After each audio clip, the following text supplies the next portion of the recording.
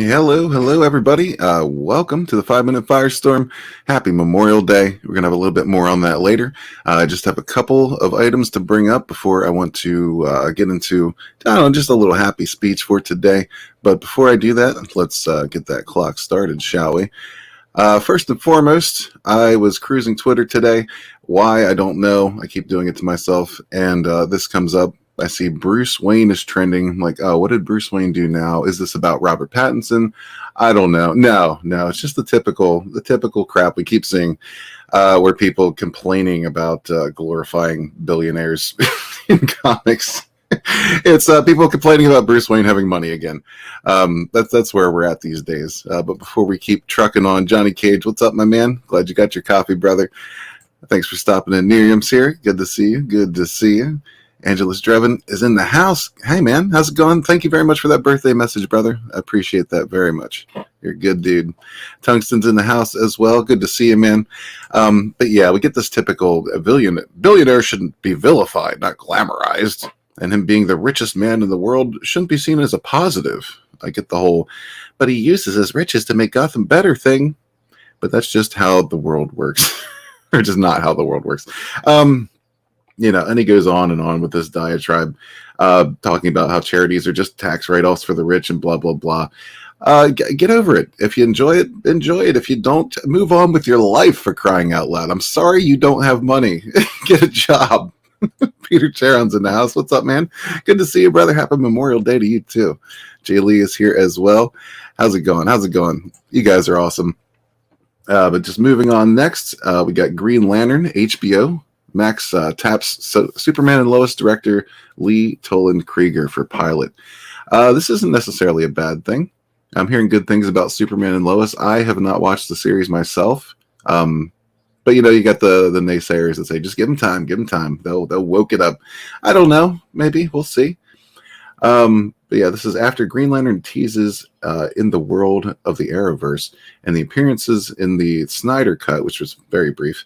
The spacefaring superheroes are finally getting their own series on HBO Max, which a lot of people were asking for. I'm not sure if they want specifically what they're trying to do here. Apparently, they're going to have tons of Green Lanterns in this. I'm not sure that's the way to open it up, but we'll see. Like I said, I've heard good things about Superman and Lois, and I don't know. Hopefully we get something good for a change, right?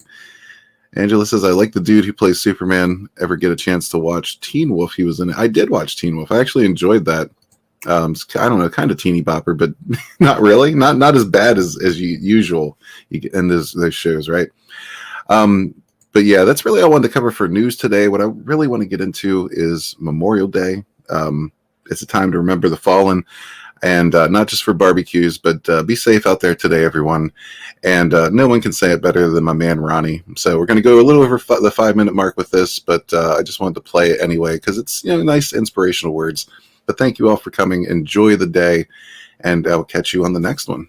Peace. And it's altogether fitting that we have this moment to reflect on the price of freedom and those who have so willingly paid it. For however important the matters of state before us this next week, they must not disturb the solemnity of this occasion, nor must they dilute our sense of reverence and the silent gratitude we hold for those who are buried here. The willingness of some to give their lives so that others might live never fails to evoke in us a sense of wonder and mystery. One gets that feeling here on this hallowed ground. And I have known that same poignant feeling as I looked out across the rows of white crosses and stars of David in Europe, in the Philippines, and the military cemeteries here in our own land. Each one marks the resting place of an American hero. And in my lifetime, the heroes of World War I, the doughboys, the GIs of World War II, or Korea, or Vietnam. They span several generations of young Americans, all different and yet all alike, like the markers above their resting places, all alike in a truly meaningful way. Winston Churchill said of those he knew in World War II, they seemed to be the only young men who could laugh and fight at the same time. A great general in that war called them our secret weapon, just the best darn kids in the world. Each died for a cause he considered more important than his own life. Well, they didn't volunteer to die. They volunteered to defend values for which men have always been willing to die if need be, the values which make up what we call civilization. And how they must have wished, in all the ugliness that war brings, that no other generation of young men to follow would have to undergo that same experience. As we honor their memory today, let us pledge that their lives, their sacrifices, their valor shall be justified and remembered for as long as God gives life to this nation.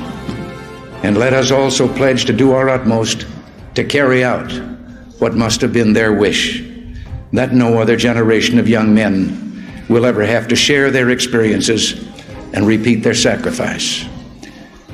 Earlier today, with the music that we have heard and that of our national anthem, I can't claim to know the words of all the national anthems in the world, but I don't know of any other that ends with a question and a challenge as ours does.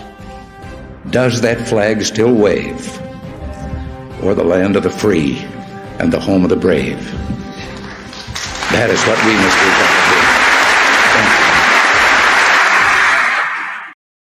Hey, all my friends, enjoy your day. Thank you all. Appreciate you. I'll catch you later.